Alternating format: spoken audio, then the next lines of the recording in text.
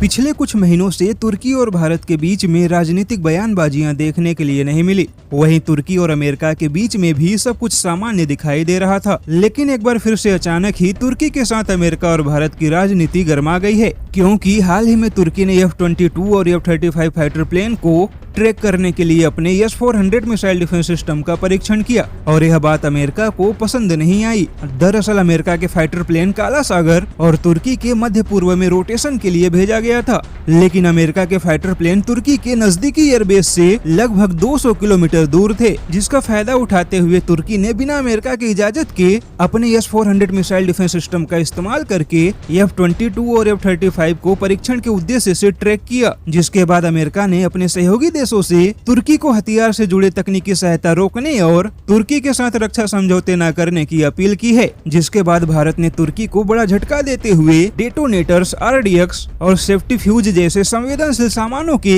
निर्यात पर रोक लगाने का फैसला किया है। वहीं माना जा रहा है कि तुर्की और भारत के बीच में $2.3 अरब के युद्धपोत बनाने का सौदा भी रद्द हो सकता है, क्योंकि तुर्की के पास भले ही युद्धपोत बनाने का विनिर्माण केंद्र मौजूद है, लेकिन युद्धपोत के ज्यादातर कॉम्प्लिकेटेड टेक्नोलॉजी और डिवाइसेस की आपूर्ति पश्चिमी देशों से होती है। लेकिन अगर अमेरिका ने इस पर रोक लगा दी तो तुर्की के लिए किसी भी रक्षा सौदे को पूरा करना मुश्किल हो जाएगा। हालांकि भारत पहले ही तुर्की के साथ यह रक्षा सौदा खत्म करना चाहता था, लेकिन राजनीतिक संबंधों के नाते भारत अभी तक केवल इस पर विचार कर रहा था। लेकिन अब तुर्की ने S-400 का इस्तेमाल करके और अमेरिका को नाराज करके खुद ही भारत को सौदा रद्द करने का मौका दे दिया है। हालांकि भारत अपने युद्धपोत के निर्माण का कार्य किसी दूसरे देश को दे सकता है, लेकिन सबसे बड़ी समस्या पाकिस्तान के लिए होगी, क्योंकि तुर्की ने पाकिस्तान के लिए पिछले साल 4 युद्धपोत बनाने का ऐलान किया था, लेकिन विदेशी मुद्रा की कमी और अब पश्चिमी देशों की तरफ से टेक्नोलॉजी न मिलने की वजह से पाकिस्तान को युद्धपोत देने का तुर्की का सपना अधूरा ही रह जाएगा।